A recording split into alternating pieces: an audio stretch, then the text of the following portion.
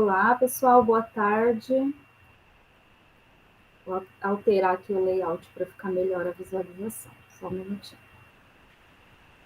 Bem, hoje a nossa proposta, por convite do Paulo e do Tarcísio, é discutir a experiência do projeto de extensão Roda Cutia, Danças Circulares e Brincadeiras de Roda, coordenado por mim, e que nasce no âmbito do curso de Pedagogia do CPTL, mas com uma proposta para formação docente no curso de Pedagogia, mas também nas demais licenciaturas. Então, nós temos nesse projeto como objetivo principal a formação de docentes a partir dessa pedagogia da roda, dentro da universidade, mas também a extensão disso para os professores, professoras da educação básica e também para a formação das crianças que estão na educação básica. O que não impede de o projeto também circular por outros espaços culturais, de alcançar pessoas também de outras faixas etárias, em outros contextos. Vou marcar o tempo aqui para eu não me alongar muito, eu fiz uns slides e quero projetar para vocês, mas antes de abri-los, eu quero falar um pouco sobre as danças circulares e brincadeiras de roda, porque o nosso projeto não se restringe às danças circulares, pelo fato de ele ter um vínculo direto com a pedagogia, ele contempla também as brincadeiras de roda, que são muito presentes na cultura popular brasileira, então a gente procura recuperar e socializar isso com as crianças, nesse momento em que essa cultura de tradição oral vai se perdendo cada vez mais, mas quero fazer uns apontamentos iniciais sobre as danças circulares e já sinalizar que há pesquisadores, há focalizadores de dança circular que se ocupam dessa prática como uma forma de qualificar a formação docente. Existem danças circulares que assumem uma identidade mais espiritualista, outras pessoas que são de uma vertente mais terapêutica, e existe a vertente pedagógica também, que é a que nós assumimos no projeto Roda Cutia. Dançar em roda é algo muito presente na história da humanidade. Então, a história nos mostra até registros em desenhos, em paredes, né, pessoas dançando de mãos dadas, em círculo. Então, a dança circular não é a única tradição de dança em roda, de dança coletiva. As danças circulares, ou danças circulares sagradas, como alguns chamam, ela nasce na década de 80, mais ou menos, e dizem os estudiosos, eu tenho feito algumas pesquisas, eu tenho procurado me qualificar para conduzir esse projeto, que as danças circulares têm um pai e uma mãe. Um pai seria uma pessoa, um dançarino, que a fundou, e a mãe seria a comunidade na qual ela foi fundada. Então, esse pai é um dançarino ele é polonês, chamado Bernard Wossin, que nasceu no início do século XX e no final de sua carreira, ele vai até essa comunidade, ele tinha formação em dança clássica e ele vai em busca de novas experiências e chega até essa comunidade no norte da Escócia, chamada Findhorn. É uma espécie, ela existe ainda, inclusive ela é um local onde acontecem muitos eventos relacionados a danças circulares, porque ela é o berço das danças circulares na atualidade, e de lá, essa comunidade é uma espécie de ecovila. Então, ela foi fundada por 3 amigos, e eles tinham como intenção promover, criar um espaço que possibilitasse às pessoas que ali vivessem experiências de autoconhecimento, centramento, relações com a natureza, desenvolvimento pessoal. né? Então, quando esse dançarino chega lá, ele encontra um local propício para desenvolver essas práticas das danças coletivas que depois recebem o nome de danças circulares sagradas. Então, dizem que é o filho, né? Uma das conquistas desse casamento entre o Ocen e a comunidade são as danças circulares sagradas que chegam ao Brasil depois dos anos 80. Então, a partir desse breve histórico, eu vou projetar aqui então para vocês uns slides que eu utilizei. Eu utilizei quando eu fui apresentar o projeto na Semana de Desenvolvimento Profissional. Aí fiz umas adaptações aqui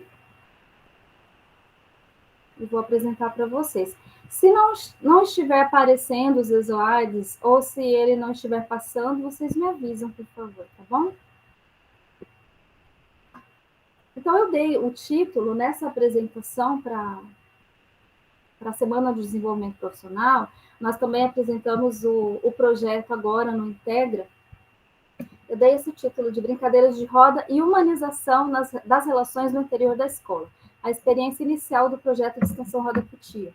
Eu falo assim de experiência inicial porque, apesar de os nossos encontros em alguns espaços terem sido encontros bem sucedidos, no sentido de acolher muitas pessoas, embora o projeto, felizmente, ter conquistado nas pessoas por onde passa, a gente sempre tem muitos convites, a gente tem conseguido reunir muitas crianças, muitos professores, nesses encontros para dançar ou para brincar, ele é muito recente ainda. Nosso projeto não tem nem um ano de existência. Então, é uma experiência inicial que eu vou apresentar para vocês. Eu trago aqui a imagem da cutia, né, esse animalzinho, não sei se vocês já conheciam, e para dizer por quê, né, para justificar a escolha desse nome, roda cutia. A cutia, eu precisava de um nome artístico e de um nome simbólico, significativo, né, que expressasse aquilo que o objetivo maior do projeto. Essa que é a dona Cutia, é? É essa, Paulo. E nós, no projeto, nós nos chamamos de cutia. Né? A cutia. Eu falo com eles assim, né? Bom dia, cutias, lá no grupo. Então, isso já ficou estabelecido entre nós. Mas isso tem um significado. No Paraná, a gente tem paranaenses no grupo aí, e vão concordar comigo, existe uma cantiga tradicional que se chama Roda Cutia. E ela é cantada mais ou menos assim.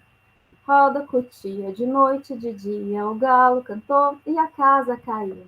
E aí todo mundo cai, você vai rodando de mãos dadas e aí depois, ao final, todo mundo se senta e cai no chão.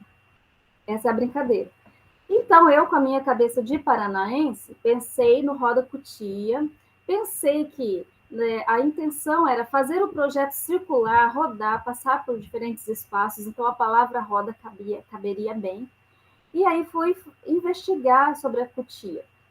E descobri que a cutia é um mamífero roedor que tem o hábito alimentar de... ela se alimenta de frutos e vegetais. E quando ela não vai comer o fruto, no momento em que ela o encontra, ela enterra esse fruto e esquece ali. E ela é, por isso, considerada uma semeadora natural. Onde há cutias, as coisas florescem, porque ela vai semeando. Né? Então, eu achei que ela seria um símbolo muito significativo, porque essa é a nossa ideia, ir aos locais, ir à escola e lançar sementes de afetos, sementes de humanização, de aprendizagem, de desenvolvimento, que a gente não sabe se vão florescer ou não, mas nós nos entendemos como semeadores dessa perspectiva humanizadora de educação. E por isso a gente se chama de cutia. E aqui, aí a curiosidade sobre a cutia é que eu estava com a minha cabeça de paranaense criando um projeto em Mato Grosso do Sul. E quando eu socializei isso com as pessoas daqui, elas me diziam, sim, o corre-cutia. Ninguém falava em roda-cutia, todo mundo falava corre-cutia. Ah, mas o que é o corre-cutia? Ah, é uma cantiga. E como se canta? E é diferente de como se canta no Paraná. O corre-cutia aqui é mais ou menos assim, e o Fontoura diz que há outras versões. Corre-cutia, de noite e de dia, debaixo da cama da Dona Maria, tinha um cachorrinho chamado Totó. Ele pula, ele dança numa perna só, uma coisa assim. E aí, quando as pessoas hoje daqui do Mato Grosso do Sul vão se referir ao meu projeto, elas falam em corre-cutia. Elas têm dificuldade de chamar o projeto pelo nome, Roda Cutia. Eu acho interessante, né, como a cultura brasileira é plural, é diversa, né, e como é possível a gente explorar isso de uma forma interessante, que qualifica a nossa formação, que amplia o nosso olhar das coisas. Eu acho que tem alguém aqui querendo participar. Só um pouquinho. Eu ia brincar com você, falar Milagre que não pediram para chamar de roda capivara. Né? Capivarinha, Verdade, Paulo. é capivara, né? Da UFMS. Como eu faço para colocar a pessoa para participar sem fechar meu slide? Eu acho que você tem que minimizar a apresentação, sim, fechar o slide para você conseguir aceitar. Então vamos lá. Permitir a Camila. Vou abrir de novo, então.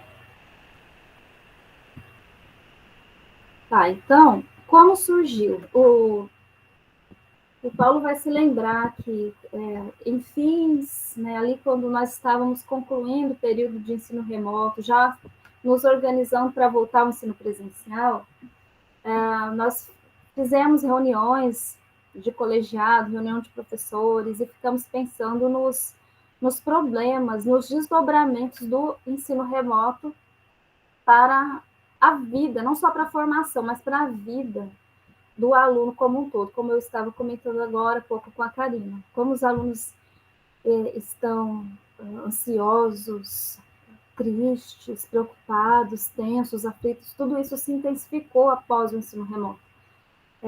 E nós prevíamos isso e discutimos a necessidade de buscar caminhos para a sensibilização dessas pessoas, porque todos nós estávamos mais endurecidos no pós-pandemia.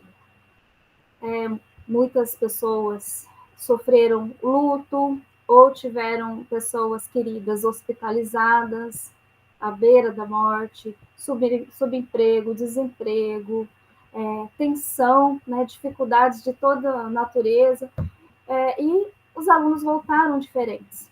Então, nós pensamos essa possibilidade e essa discussão do colegiado do curso de pedagogia casou com um interesse que eu já tenho há bastante tempo.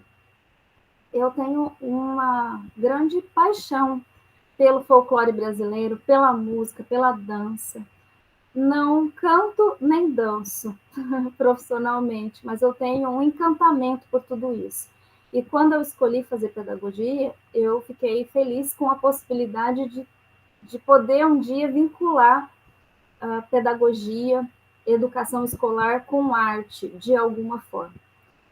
Quando cheguei ao campus, eu senti que havia um espaço para isso, para a criação, para o desenvolvimento de um projeto assim, né, com esse perfil. Mas veio o ensino remoto, eu tive que engavetar a ideia.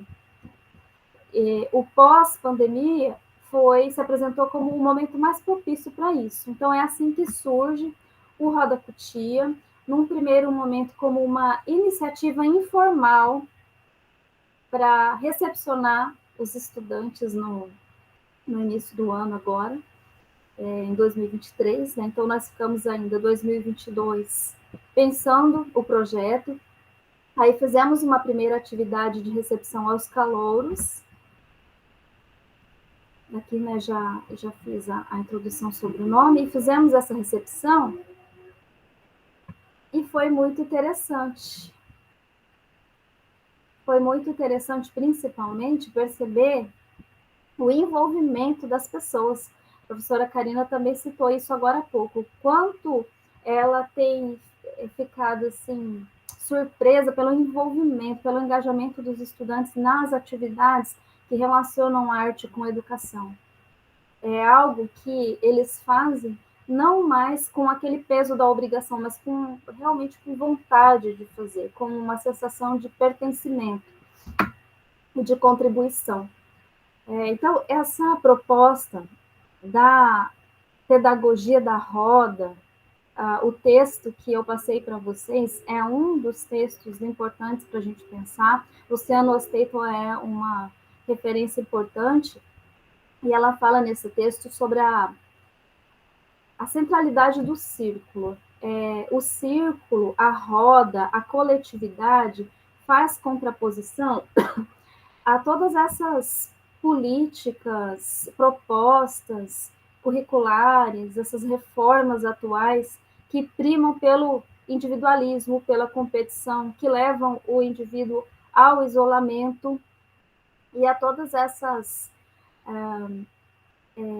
essa ideologia da meritocracia, da competitividade, da busca isolada do indivíduo pela sua própria realização, como se nós não tivéssemos a nossa dimensão social, como se essa dimensão não nos constituísse também. Essa proposta faz contraposição. Então, intencionalmente, diretamente, nós estamos nos opondo a essa pedagogia das competências, pedagogia dos resultados. E talvez por isso Paulo tenha se mostrado tão aberto a essa discussão no âmbito do GFORP, né, pelo teor das discussões que também são desenvolvidas aqui no grupo. Aqui é uma foto dessa noite de recepção aos calouros.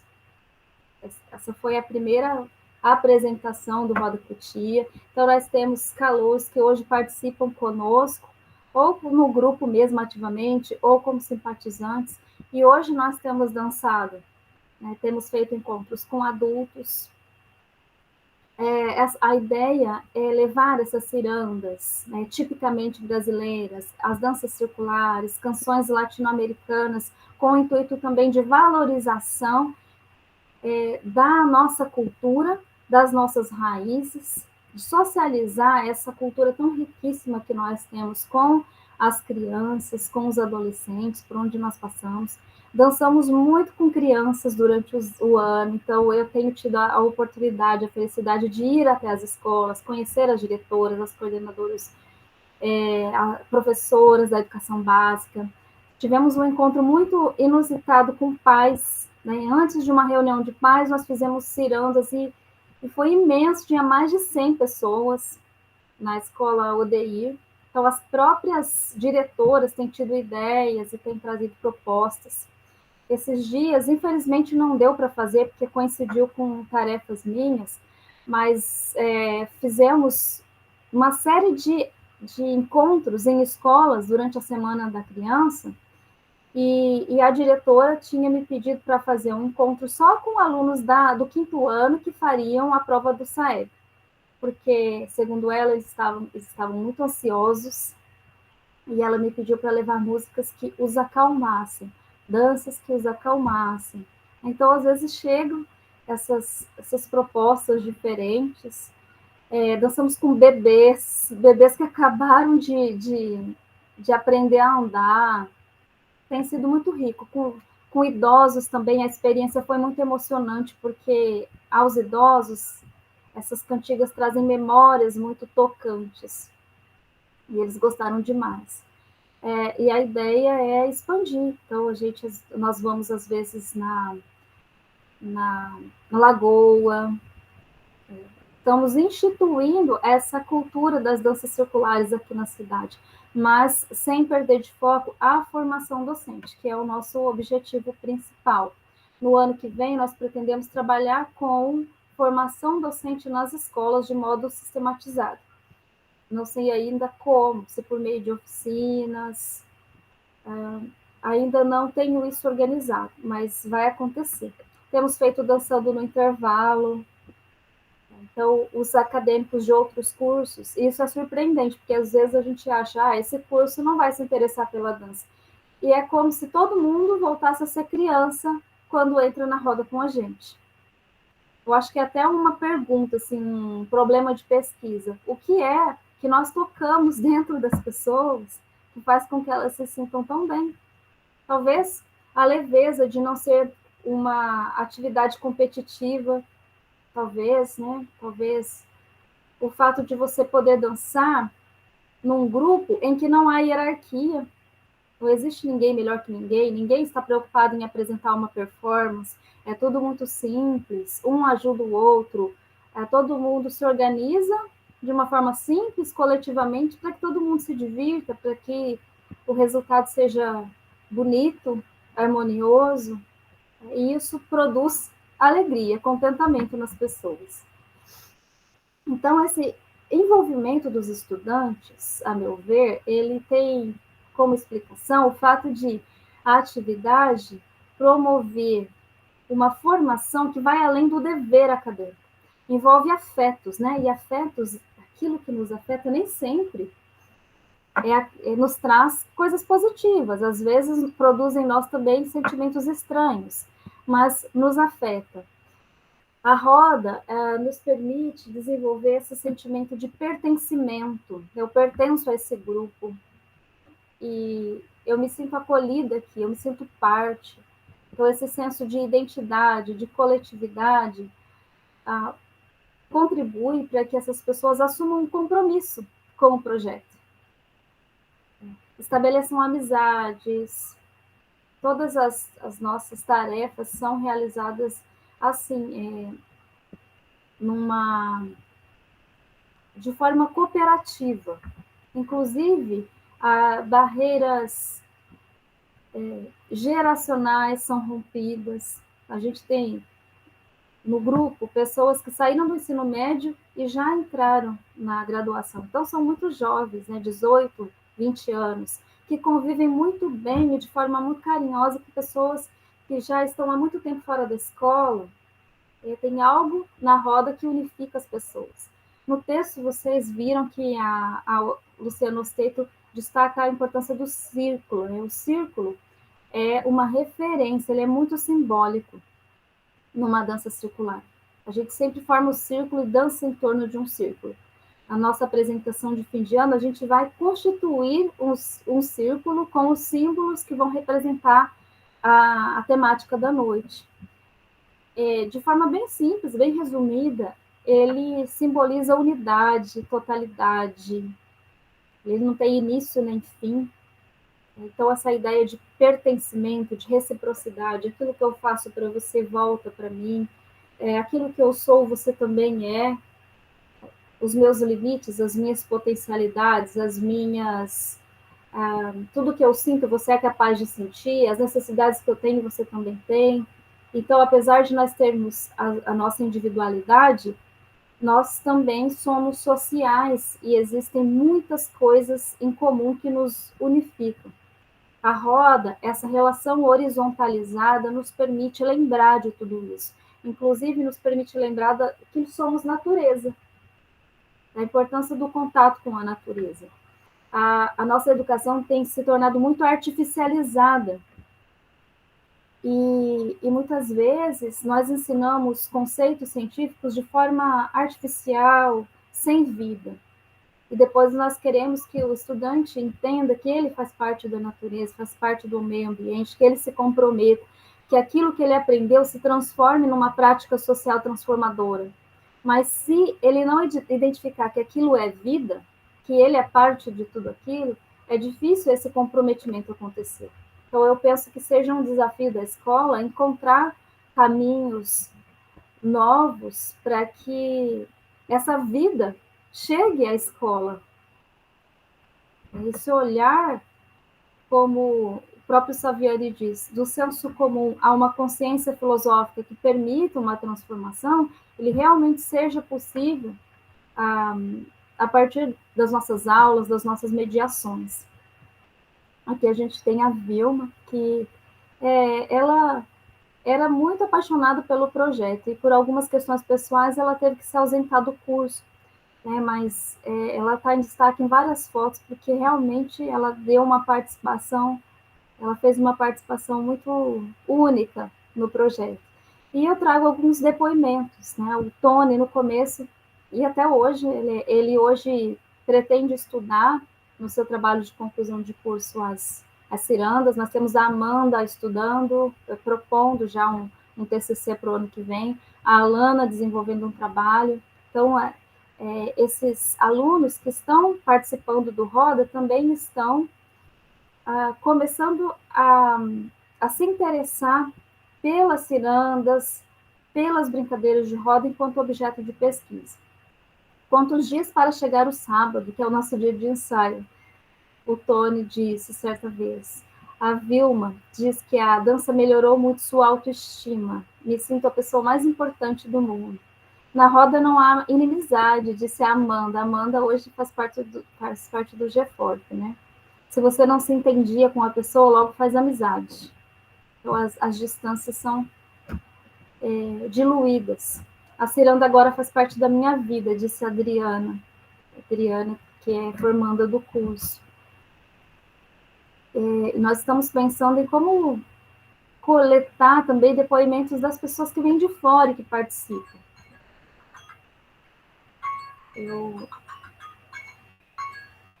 Eu marquei aqui meu tempo, então eu vou procurar fechar nos próximos 5 minutos para concluir com meia hora de fala, né? Então, aqui nós estamos produzindo um cartaz, e aí vocês podem visualizar, né, pela foto, essa construção coletiva. Era um fim de semana, aí o pessoal vem. Aqui a gente tem o Gustavo, que não se identifica com a dança, para dançar, mas ele adora estar com a gente, ele filma, ele faz os nossos vídeos, ele faz as nossas fotos, e é muito bem-vindo. Então, é algo também que eu procuro sempre dizer para eles, que ninguém seja forçado a estar conosco, a estar no projeto ou a dançar, que a gente não haja coagindo as pessoas. Se a pessoa quiser só sentar, assistir, porque se sente bem em estar perto, ela vai ser sempre bem-vinda.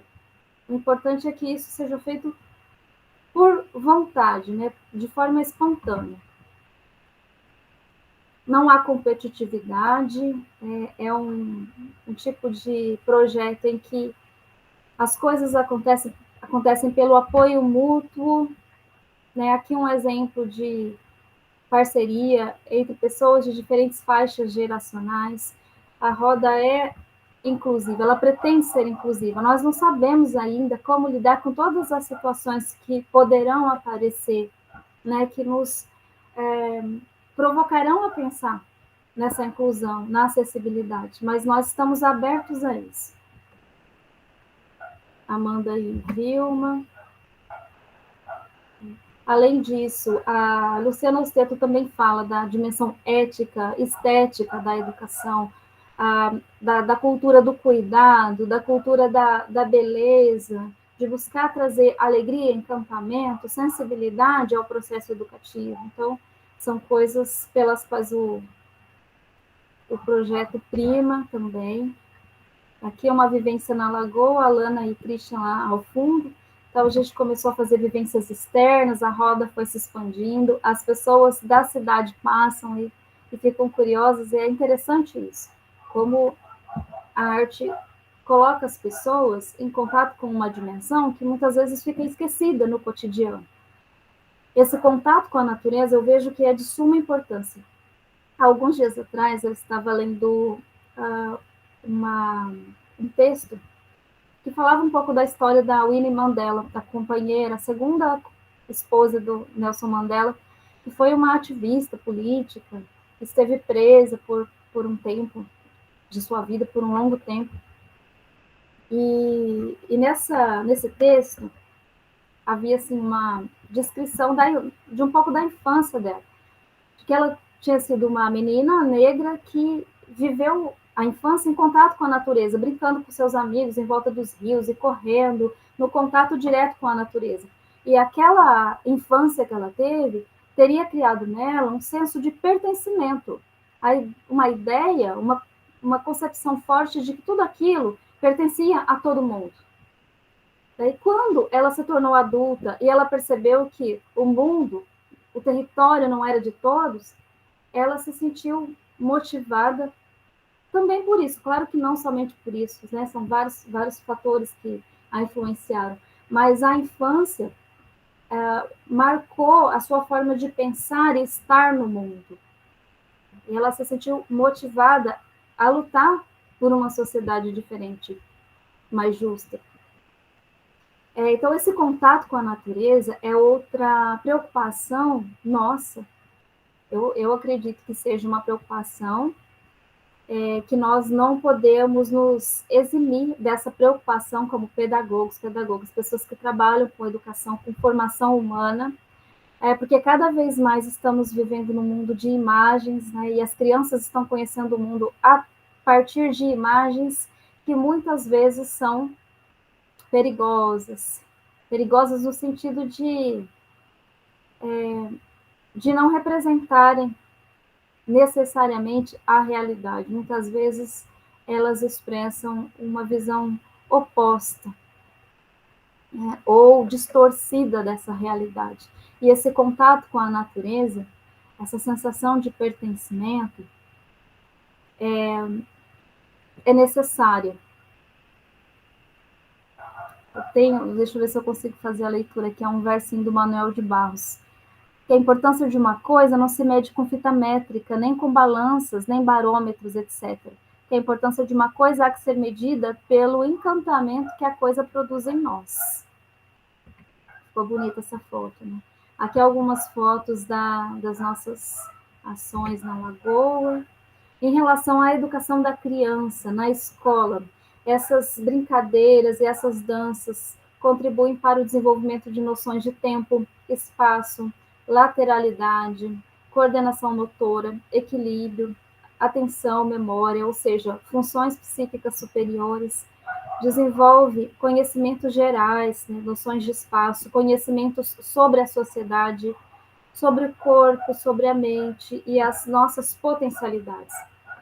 Então, como não há competição, não há preocupação com o erro, de certa forma nós estamos comunicando com as crianças, nos comunicando com a criança e expressando um tipo de sociedade que a gente quer ver construída. Walter Benjamin, quando faz reflexões a respeito do brinquedo, ele diz que o brinquedo é uma forma de comunicação dos adultos com as crianças, com as novas gerações. E se a gente pensar no tipo de brinquedo que nós temos hoje, nesse momento mesmo presente, nós saímos pelos parques, pelos shoppings, e nós vemos aqueles brinquedos imensos, infláveis, que obrigam a criança a se movimentar de uma forma verticalizada, isolada, individualista, sem contato nenhum com a natureza. A criança pode brincar sozinha o dia inteiro, pulando, ela não vai se machucar, não é preciso muitos adultos ali para cuidar, né, cuidar dessa criança, e não é preciso nenhum tipo de consenso, de organização coletiva, ela pode brincar sozinha.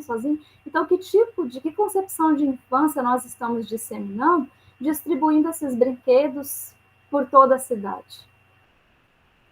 Essas escolhas não são fortuitas, a gente sabe que não há neutralidade na forma como a cidade é organizada, na construção de materiais didáticos, pedagógicos. Então, por que não propor atividades, projetos e práticas que façam contraponto a essa visão competitiva e individualista? Por que não levar a escola, a sociedade, a universidade, vivências coletivas e humanizadoras? Principalmente nesse momento em que nós, professores, somos estimulados a todo momento a competir. Mesmo dentro da universidade, essa ideia da competição está cada vez mais presente. O meu projeto é melhor que o seu, o meu projeto foi premiado e o seu não foi. Por que não construir juntos?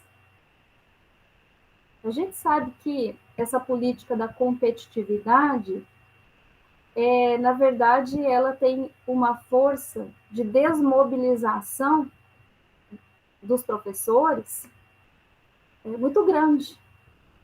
Né? Se eu me vejo como um indivíduo sozinho, isolado, procurando me destacar enquanto uma professora de sucesso, eu deixo de compartilhar essas vivências, né, a minha experiência, a minha trajetória acadêmica, profissional com os meus colegas, e eu deixo de pertencer. Então, cada um vai correr por si, né, cada um por si, Deus por todos, e onde fica a formação e a força do magistério? A gente precisa construir isso desde as licenciaturas, e pensando na formação do indivíduo que está na sociedade, que logo vai para o mundo do trabalho, ou seja, a formação das crianças e adolescentes na educação básica, essas práticas têm que estar dentro da escola também. Aqui eu tenho um livro chamado Danças Circulares Sagradas, né, organizado com vários capítulos. E o termo sagrado, gente, ele assusta algumas pessoas, porque para nós ele remete à religiosidade, mas na verdade não é bem esse o sentido. O sagrado da dança circular seria o estar vivo. Eu estou viva e estou em contato comigo nesse momento aqui agora, em contato com o grupo, estamos vivendo uma experiência em contato com a natureza, geralmente essas danças são feitas em contato com a natureza, e isso é vida e isso é sagrado, é mais ou menos este o sentido. E aí tem uma autora de um dos capítulos que se chama Glaucia Helena Rodrigues, e ela afirma isso, que um corpo flexível vai aos poucos dando abertura, possibilitando a criação de uma mente flexível mais aberta à novidade, uma mente que se permite ressignificar supostas verdades, que problematiza preconceitos. Então, a dança é um instrumento muito importante para que a pessoa consiga lidar com a contradição e com a diferença. Outra vez na Lagoa. Aí, para finalizar, se possível, Paulo, se você tiver um minutinho ainda, se você me der um minutinho, eu gostaria... Pode ficar à vontade.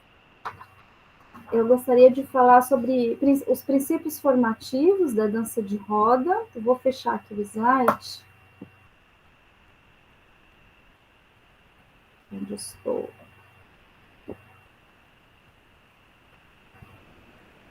Bem resumidamente, são os nossos objetivos específicos do projeto.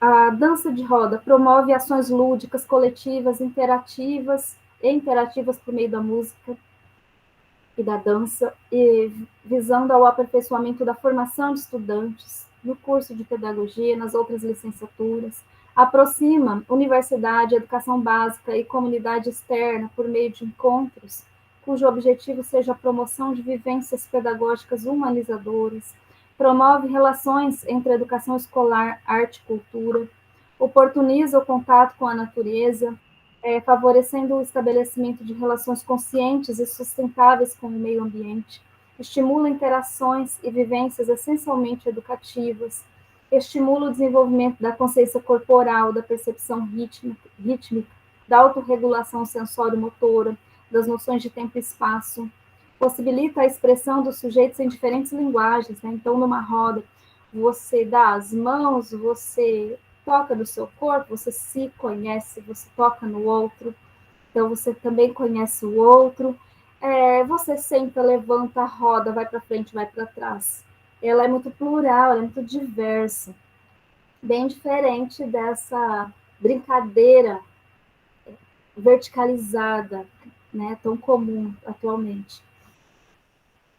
Melhora as condições de vida dos participantes nos aspectos físico, cognitivo, relacional, afetivo, emocional. Por isso que ela é usada, até no SUS mesmo, elas são usadas como meio terapêutico para cura.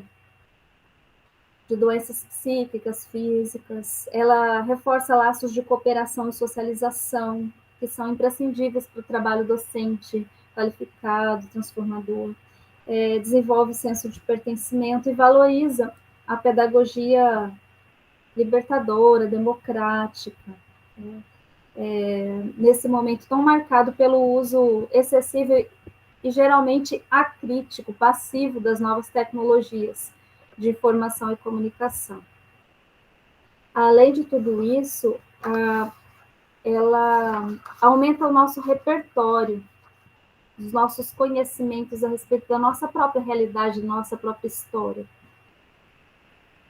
Tem uma música, eu vou passar só um pedacinho dela, só um pedacinho do refrão, porque ela se chama O Cacau, a música, e ela fala do cacau mesmo.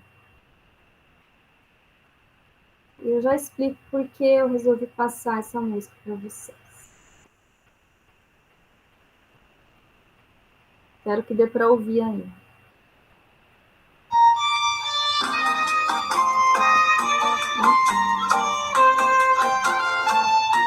Subi no tronco, comi cacau, joguei os caroços pro seu Nicolau. Subi no tronco, comi cacau, joguei os caroços pro seu Nicolau. Ai, ai, ai, oi, oi, isso é macha, é babu. Ai, ai, ai, oi, oi, isso é macha, é babu. Corre, minha gente, já vai chuviscar, cacau na barcaça, não pode molhar. Bonita, né? Essa música a gente vai apresentar na noite do dia 3, né? Segunda-feira que vem. Por que eu trouxe ela? Ela fala do cacau, que é uma das grandes riquezas do Brasil, a região da Amazônia. Ela fala do trabalho também. O trabalho, quando ela diz assim, corre, minha gente, já vai chuviscar, cacau na barcaça, não pode molhar. Ela está falando de um processo, de um trabalho, do cuidado com o cacau. E quando ela, no refrão, diz, isso é macha-bomba? Não é vapor. Eu fui pesquisar o que é macha-bomba. E daí descobri que macha-bomba era um veículo de transporte de passageiros constituído de uma pequena locomotiva cuja cabine não tinha coberta. Já sabia disso, Paulo? Né? Que puxava 2 ou 3 vagões de 1 ou 2 andares. A macha-bomba do Recife, inaugurada em 1867, foi o primeiro trem urbano da América Latina. Então, numa simples música, você pode aumentar muito o repertório das crianças a respeito da cultura brasileira e utilizar as cirandas, esse folclore brasileiro, no ensino de diversos conteúdos, de diversas áreas do conhecimento. Aí, para fechar mesmo, tem uma imagem aqui, deixa eu ver se eu deixei aberta. Um minutinho, eu vou abrir a imagem para mostrar para vocês. Tinha aberto ela e fechei.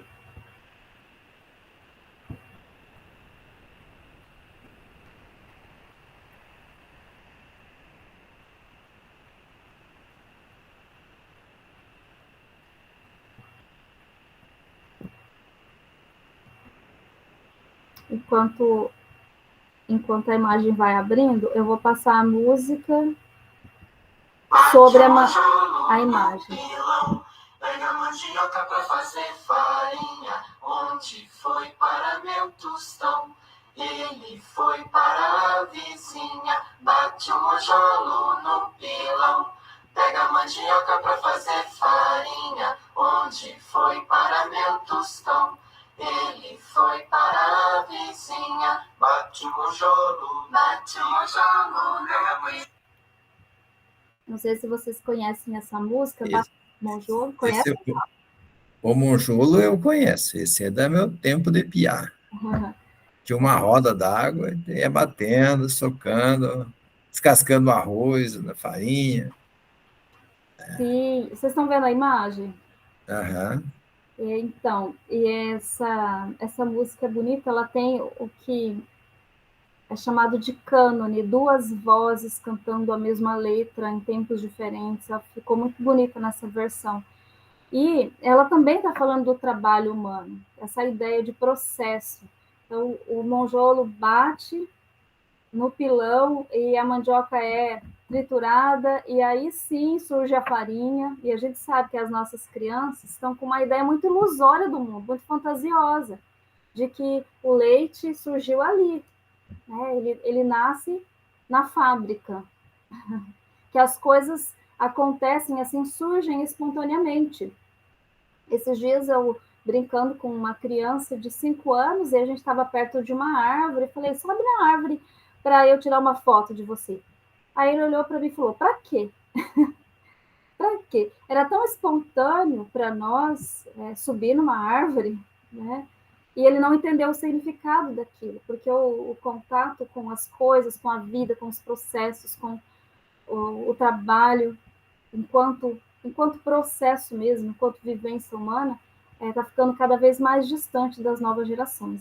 Então, o monjolo, para quem não conhece, ou manjolo, né, esse instrumento que ele é movimentado pela força da água e vai batendo em algo aqui para transformar, né, o alimento. Tem aquele que é manual, né? Que você vai socando manualmente. E tem esse que é com a ajuda da mecânica da água. Né, que você pode... Tem um manual, Paulo? Um manual, só que exige força, a força física, força bruta mesmo, né? Que você pega aí num cabo assim e fica socando, né? Entendeu? Mas esse é mais complicadinho, porque vai exigir uma força, a força humana. Esse aqui é a força já mecanizada, né? Já usa um recurso em que você usa a força da água como mecanismo para poder fazer o mesmo trabalho que você faria manualmente. Entendeu? Dispensa a presença humana ali. Legal. Ele vai exigir uma engenhoca, né? Porque você vai ter que analisar a água, fazer a rodinha, né? Captar, trazer a água até o local. Você vai fazer a caixinha onde a água cai, aí ele desce, vazia, ele sobe, e quando ele sobe, ele soca lá, né? Daí enche de novo, desce, esvazia, sobe, então... Ele tem toda uma engenharia que está envolta ao trabalho humano, né? E a tecnologia que a gente vai produzindo, maior ou menor complexidade. Dispensa a presença da pessoa só para ele funcionar, porque ele é muito bonito, né? Exatamente. E a tecnologia, então,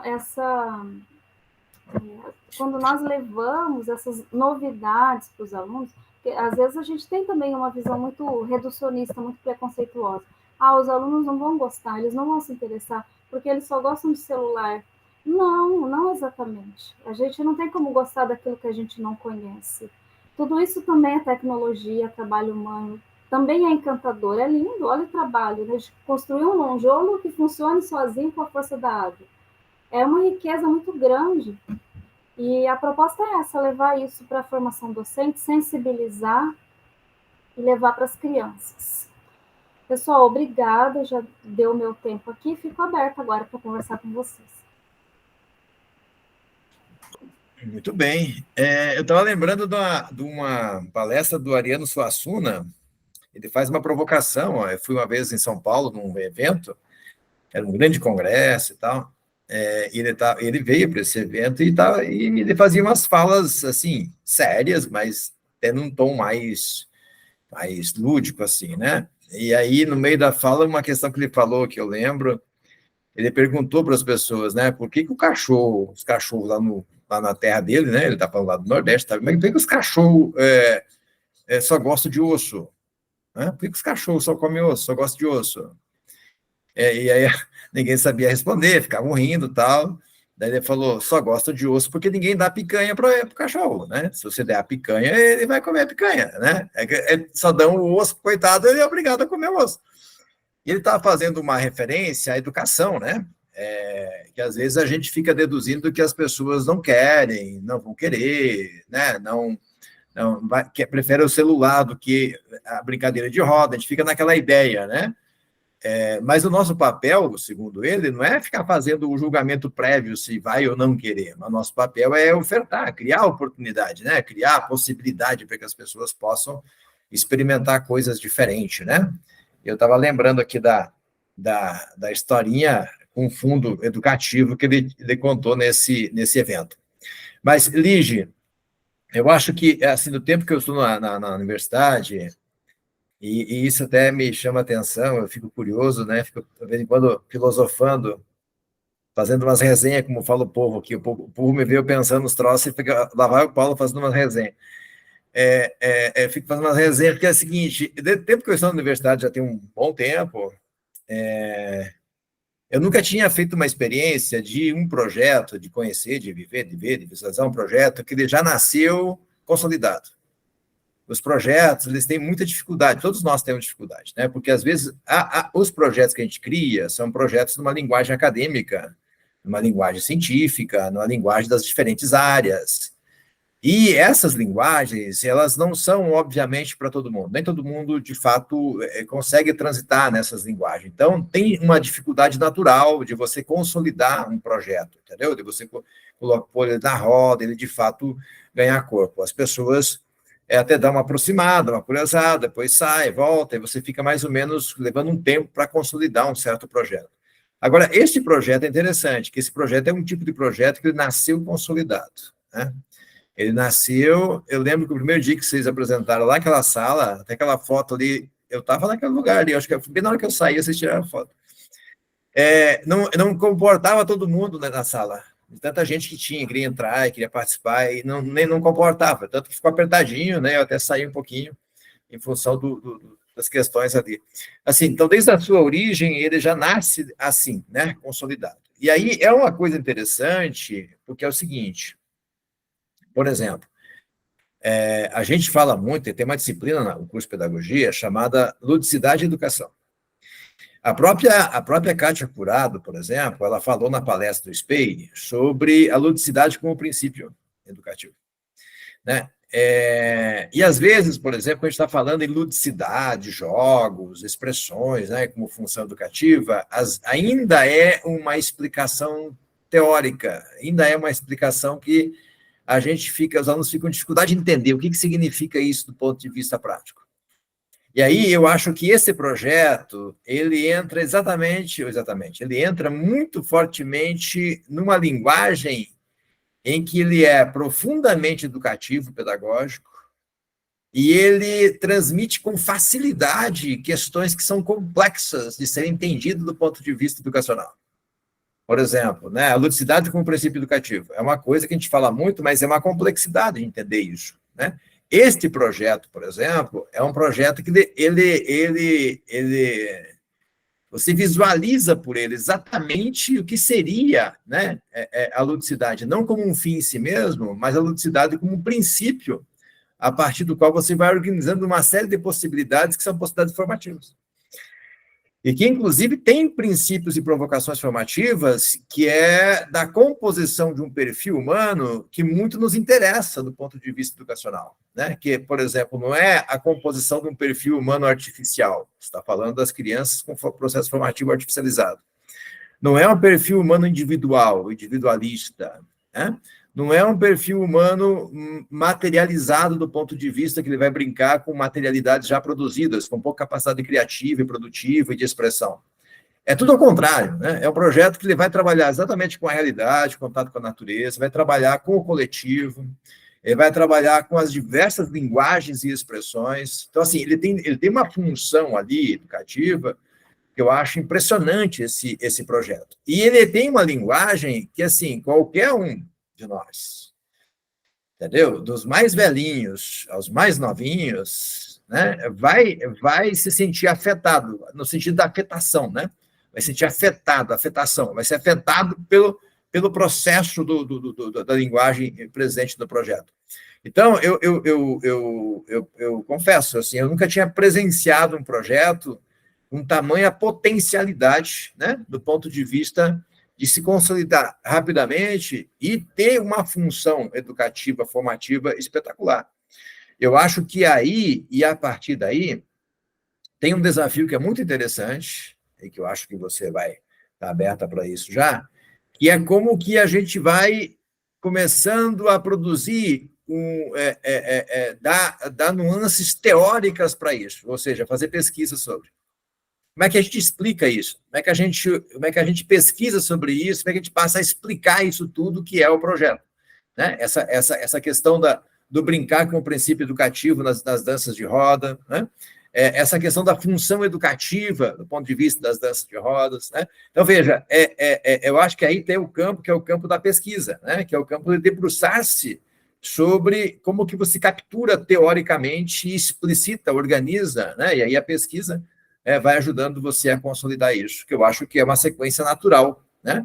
Você tem aí a possibilidade muito consolidada, né, e rapidamente de você transitar de um projeto que transita extensivamente em todos os espaços possíveis, desde os idosos até as criancinhas bebê, né, maternal, né, e que agora também transita do ponto de vista de como é que a gente produz conhecimento, pesquisa sobre isso. Eu acho que isso é uma questão que você está aí no seu radar, e eu acho que é uma questão, um processo, uma extensividade ao natural, né, que vai acontecer em relação a esse projeto, e que naturalmente também, do ponto de vista da pesquisa, ele já nasce consolidado. Ele nasce com um campo aberto, com muitas indagações, muitas teses e hipóteses que podem ser especuladas, trabalhadas, pesquisadas, investigadas, e que pode gerar um mundo de conhecimento em relação a isso, especialmente nas perspectivas da função educativa pedagógica desse projeto. Então, falei demais, mas a ideia era te provocar um pouquinho, para você falar um pouquinho sobre esse desejo ou não, né, de traduzir isso agora em forma de pesquisa e como ir consolidando essa questão. É algo que vem acontecendo, Paulo. Nós iniciamos com ensaios, com encontros práticos, e eu fazendo os estudos teóricos, mas eu sempre senti que era pouco, que essa reflexão teórica tinha que chegar também aos integrantes, e quando a gente fosse trabalhar com formação docente, a gente precisaria levar os fundamentos, os princípios para esses professores, porque ainda se confunde muito as danças, o nosso projeto ainda é confundido com recreação, mera recreação. É difícil as pessoas compreenderem o sentido pedagógico, formativo dele. E realmente ele não está explícito. É isso que eu acho interessante. Essa ideia, porque para nós, a forma como nós fomos educados, né, e que nós aprendemos a ensinar, é sempre muito...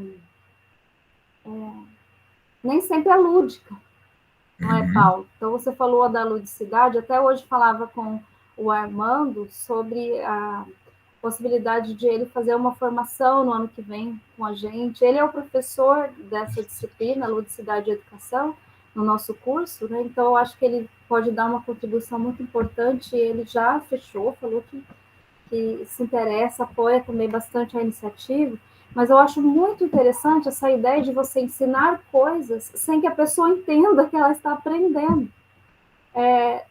Se você, numa roda, nós temos as rodas de verso, são aquelas cirandas em que cada um, num momento, vai ao centro e canta um versinho.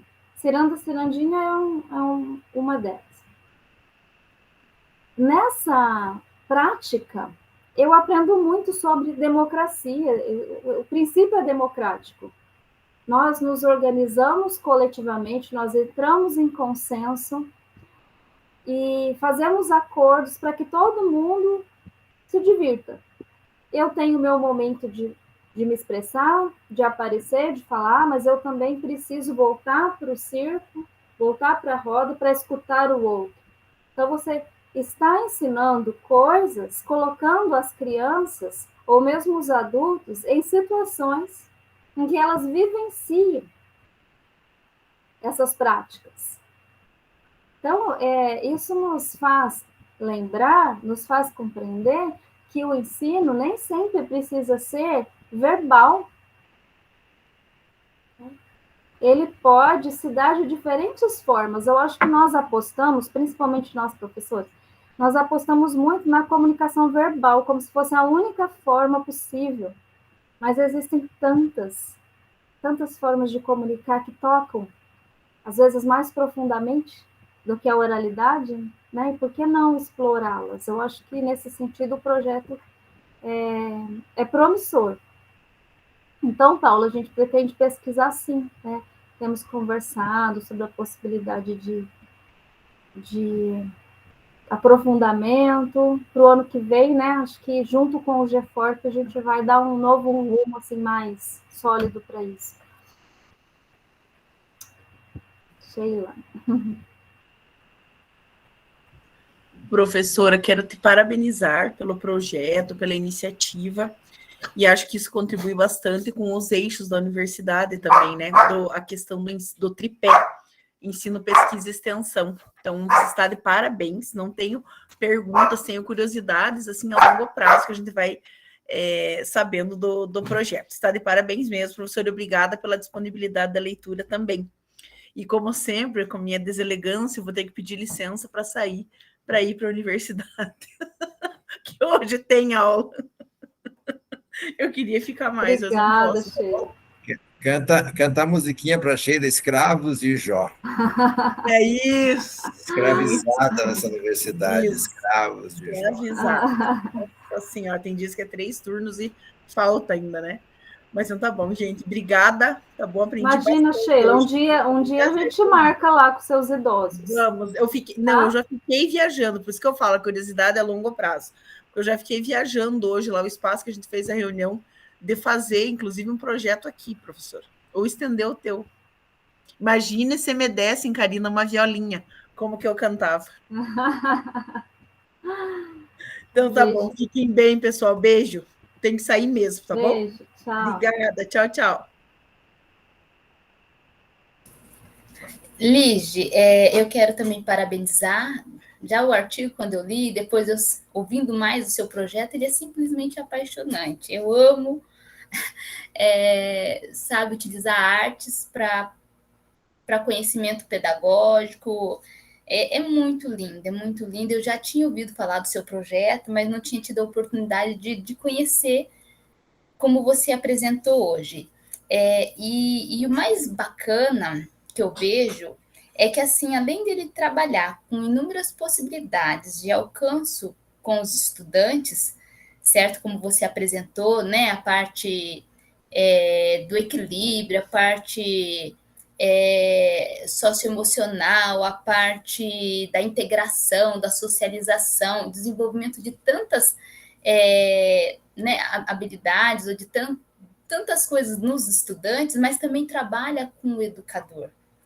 Porque eu percebo, por exemplo, comentei com você no começo desse nosso encontro, que com o projeto que eu estou desenvolvendo, que com frente diferente, mas a proposta lembra muito a do seu, que é trabalhar com atividades cênicas, né, desenvolvimento de conhecimento de ciências a partir de atividades cênicas, sabe, eu vejo no seu projeto e no meu a oportunidade de quem participa, por exemplo, no caso dos educadores, a voltar a ser criança por alguns instantes. E essa oportunidade da gente voltar a ser criança por alguns instantes, nos ajuda a crescer, nos ajuda a nos conhecer, nos ajuda a nos curar de muitas coisas que, na verdade, a gente se torna adulto, mas ainda carregando muito da nossa criança na vida adulta. Então, sabe, esse projeto seu é tão rico, mas é tão rico que na minha percepção vai muito além do que alcançar de forma pedagógica os estudantes, que é o objetivo central, mas vai muito além disso, sabe, porque alcança também o educador, sabe, eu falo assim, hoje em dia, talvez há algumas décadas, sabe, é tudo tão corrido que as crianças mal vivem de fato a sua infância, certo? A gente cresce e somos forçados a seguir diversos protocolos impostos pela nossa sociedade, e um projeto como esse dá, pelo menos não sei qual a duração semanal, se é 1, 2 horas, mas um momento para voltar a ser criança. Como eu partilhei com você, em algumas propostas que a gente realiza no nosso projeto, com jogos teatrais, teve atividades como, por exemplo, você falar para outra pessoa, olhando nos olhos e com afetividade, como se você estivesse, eu te amo, estudante chorar. Sabe? Porque nós somos carentes. E muitas dessas carências podem ser preenchidas, podem ser trabalhadas de diferente forma. Entre aspas, uma brincadeira com fins pedagógicos. Olha que coisa mais linda. Então, assim, nossa, eu fiquei assim maravilhada. Parabéns, sabe? É incrível o seu projeto, é incrível a proposta. Só pegando um gancho no comentário do Paulo, e que a pergunta que ele fez para você, eu coloquei como sendo para mim, que, por exemplo, eu não sei, por exemplo, o meu projeto também é um projeto de extensão. Mas eu ainda não sei, por exemplo, Paulo, eu sei que a pergunta foi para a Ligiane, mas eu vesti a pergunta para mim. Como, por exemplo, eu não tenho ainda ideia como eu vou capturar dados a partir do meu projeto para tentar produzir conhecimento e para produzir pesquisa. Por enquanto, a gente está no alcance desses estudantes. Por exemplo, tem estudantes de 5 cursos participando: Direito, Letras, Engenharia, Biologia, e agora o quinto eu esqueci, certo? Então, só que eu ainda não sei, sabe? Essa pergunta que você fez para a Ligiane, eu falei, poxa vida, não sei. Né? E a Ligiane talvez esteja mais madura nesse processo, eu não estou, sabe? Então, eu aceito depois, viu, Paulo? Ajuda, sugestões de Ligiane também, sabe? Porque eu acho que projetos como o seu, como o meu, que eu acho que estou num nível de maturidade talvez menor que o seu, Ligiane, eu acho que a gente pode, eu acredito que a gente pode contribuir muito. Então, parabéns, eu estou assim apaixonada pelo seu projeto. Eu não conheço, eu não conheço o projeto da Karina, mas assim, imaginando, assim, daria para começar, Karina, por exemplo, com o pessoal que estão participando. Se fazer uma entrevista, né, como é que fala, um questionário com eles, tentando capturar, por exemplo, elementos, né, de sensibilidade e elementos mais formativos. E a partir daí você já começa a produzir algumas análises, né? Como é que isso vai, de alguma forma, influenciando, no sentido de que vai afetar ele do ponto de vista pessoal, mas também vai afetar ele do ponto de vista da preparação dele como educador, como alguém da sociedade e tal. Eu acho que daria para fazer uns ensaios iniciais por aí, entendeu? E depois você vai vendo, né, outras possibilidades de você ir continuar pesquisando sobre e produzindo conhecimento. Eu acho que dá sim, eu acho que é bem legal. É legal. Desculpa, eu atravessei a Ligiane, desculpa. Não, Paulo, imagina. E essas ideias que eu transmiti, esse interesse pela pesquisa, tudo muito incipiente também, Karina. Não criei nenhum instrumento ainda. Existe a intenção e existe o interesse que agora já não é mais só meu. Existe o interesse dos integrantes do grupo, agora, né, com o apoio também do GEFOR, de alguns colegas. Então, eu acho que a possibilidade de acontecer, disso se transformar em produção de conhecimento, ela é real, mas os caminhos ainda vão ser construídos, sabe? Então, eu também te parabenizo, eu quero conhecer. Eu achei super curioso quando eu vi. Foi assim, logo eu tinha assistido Medeia, né? Lá organizado pelo curso de História, aí vi o seu anúncio e falei, olha que bacana, a universidade está abrindo espaço para projetos diferenciados, né? Artísticos, culturais, achei interessante isso. E quero conhecer. E se você também quiser participar de A3, assistir lá com a gente, levar suas filhas, vai ser no dia 13, segunda-feira, às 19 horas, lá no Dercy. Bacana! Ok, eu vou tentar estar presente. Legal. E qualquer hora, vocês estão todos convidados, se uma hora quiserem participar. Nossos encontros acontecem semanais, acontece às terça-feira, com início às 5 horas da tarde, e vai das 5 às 7 da noite. Que eu pego essa brecha entre os alunos do período integral e os que estão indo para o curso noturno, para eu conseguir ter, né, os estudantes podendo ser do período noturno ou dos cursos integrais. Outras linguagens, extremamente importante. Extremamente importante. Eu segunda-feira, não vou estar, porque eu vou estar em Brasília, Ligiane, mas em outra oportunidade a gente está. Mas são estratégias envolvendo outras linguagens, e que são linguagens que comumente a gente tem dificuldade. Uma vez eu participei de um debate, era na PUC PUC do Paraná, sobre a formação do professor para estudar na educação infantil. E eu fiquei muito curioso, porque naquele debate eu estava como mediador, e a pessoa que foi fazer a fala, ela levantou quatro categorias para a formação do professor que ela achava importante. 3 são categorias que eu trabalho. Então, por exemplo, uma boa formação, né? Formação, se dominar aquilo que você vai trabalhar. Então, formação técnica, saber o que está fazendo, tua área de conhecimento.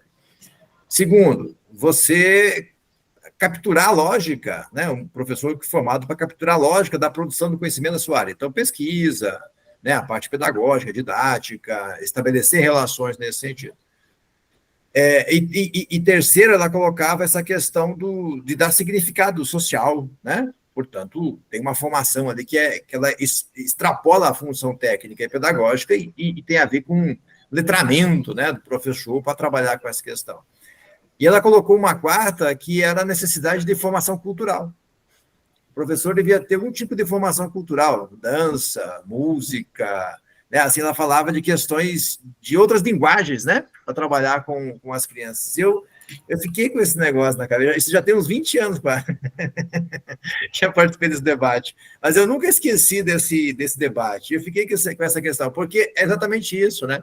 A nossa tradição como professor, ela é muito centrada na linguagem oral, né? A gente fala, o máximo escreve e tal, né? Essa é a linguagem do professor. E aí, quando fala de outras linguagens, a princípio, a gente dá uma retraída, né? Não sabe direito o que fazer com ela. Mas nós estamos falando aqui do seu projeto, o projeto da Karina, que são projetos que trabalham com outras linguagens, né? E expande outras formas de expressar, e de formar, e de comunicar, e de afetar as pessoas no seu processo de desenvolvimento. Eu acho que é fantástico, é isso, né? Nossa, a gente vai extrapolando aquilo que a gente é bastante... Já tem uma expertise boa do ponto de vista da linguagem oral e escrita, né? Agora, vocês vêm propondo a gente extrapolar, avançar para outras linguagens que são extremamente importantes, tão necessárias quanto, e com potencial de afetação, de repente, bem maior do que a própria linguagem oral, né? E é tão interessante isso, Paulo, porque tem estudiosos que mostram, né, que na verdade o nosso corpo fala muito mais, expressa muito mais, né, se comunica muito mais que as nossas palavras, né.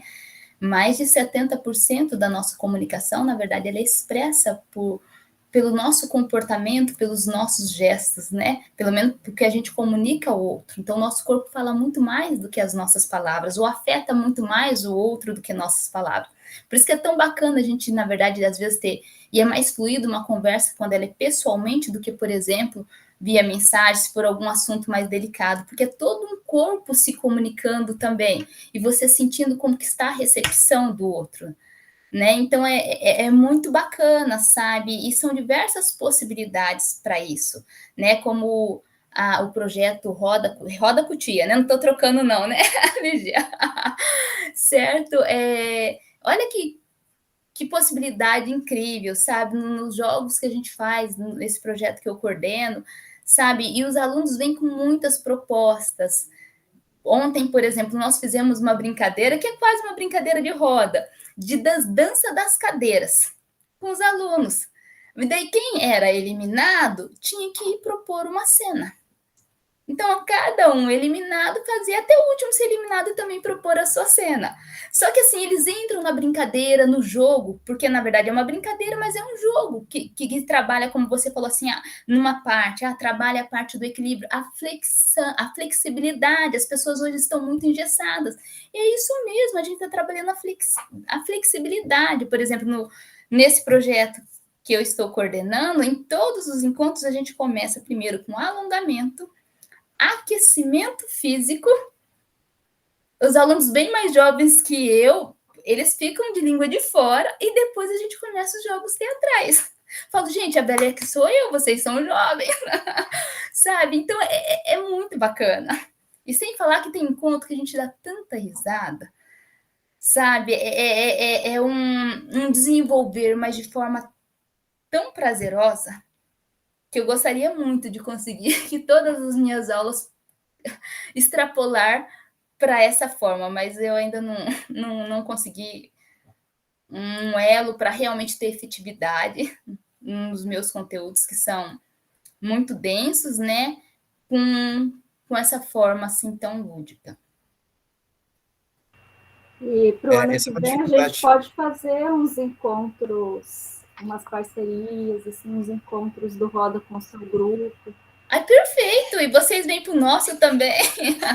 Se você Não, quiser um dia também que eu esteja, faça alguma proposta, vai ser um prazer.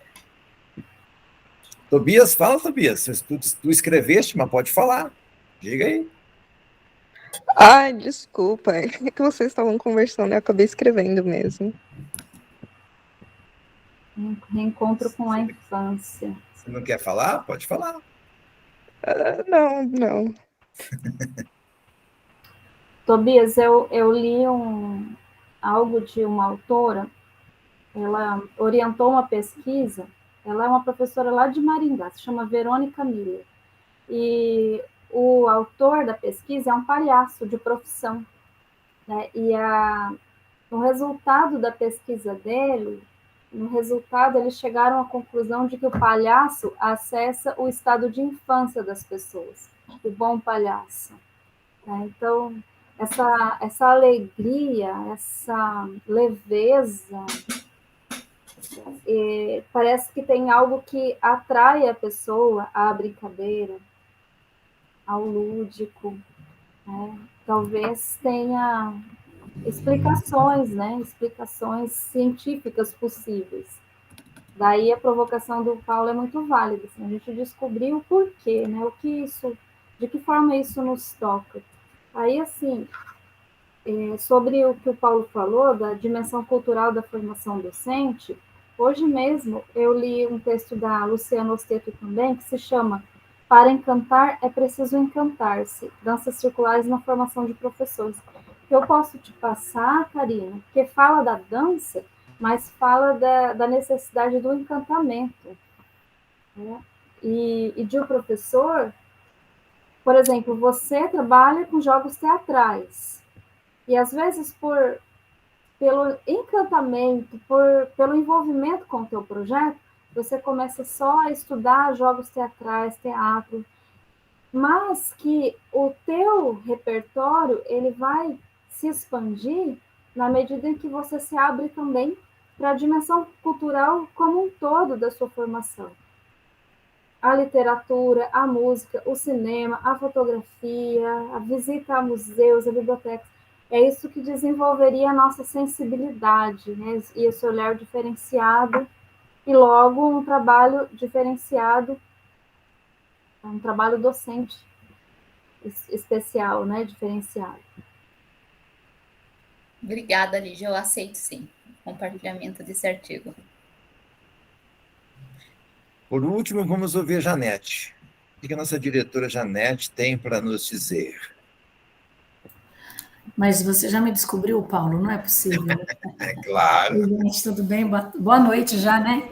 Boa noite. Deixa eu ver se eu consigo abrir minha câmera aqui. Minha internet está um pouco ruim, mas, enfim, consegui. Lige, eu vendo seu trabalho, me remeti lá há 30 anos atrás. Nossa, eu tô ficando velha, hein, gente? Há 30 anos atrás, quando eu comecei lá no meu magistério, e aí eu já entrei na educação infantil. Então, eu sempre fui bastante hiperativa, não, sei lá, tive bastante energia, mas, assim, que privilégio seus estudantes, seus acadêmicos estão tendo, Porque essas questões, por exemplo, do brincar, da brincadeira, eu aprendi, né, estudei no magistério. Na pedagogia, infelizmente, eu não tive essa experiência. E aí eu fui aplicar de verdade, assim, lá no meu cotidiano, na educação infantil, gente, há 30 anos atrás, eu tinha 20 anos de idade, né? Então, assim, eu estava começando ainda. Então, parabéns, muito bom o seu projeto. Acredito que vai sair, assim, pessoas mais, professores, né, mais sensíveis. Enquanto gestor, eu posso dizer para vocês que o meu sonho era que todo professor de história, principalmente os de matemática, ai, Karina do céu, fizessem pedagogia, sabe? Para ter essa um pouco mais de sensibilidade, um pouco mais de humanidade, de atenção e de carinho, de entendimento, enfim, não só com os estudantes, mas também com os colegas de trabalho e todo mundo, né? Então, parabéns, que legal. Obrigada, Janete. Obrigada mesmo. Tudo bem, viu, Janete? Nós descobrimos você na hora certinha. Ah, tá bom, tá ótimo.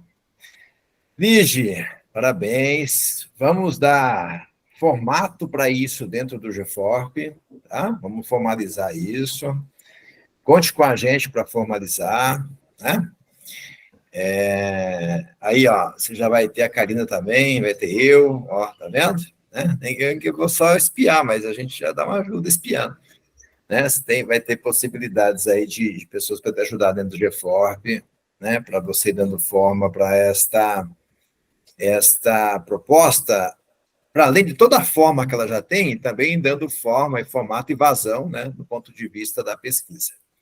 Acho que é uma obrigação nossa do GFORP te ajudar, né? Te acolher você e seu projeto e te ajudar a que ele, de fato, ganhe mais essa expressão, né? Além de todas que ela já tem, também essa do ponto de vista de ir produzindo conhecimento a partir dessa rica, né, poderosa, potente experiência que você vem fazendo.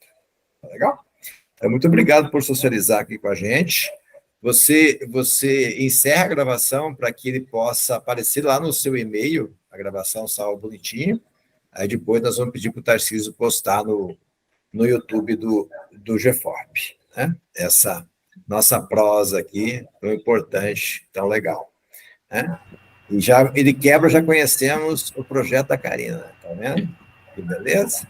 É verdade. Obrigada, Paulo. Eu também quero, mais uma vez, assim, publicamente, vai para o YouTube, né? Agradecer também por você ter aberto para o Roda Cuti a oportunidade de fazer a abertura do SPEI com os nossos vídeos, né? Gravados lá no Porto de Corumbá. Então, foi até emocionante ver tudo isso.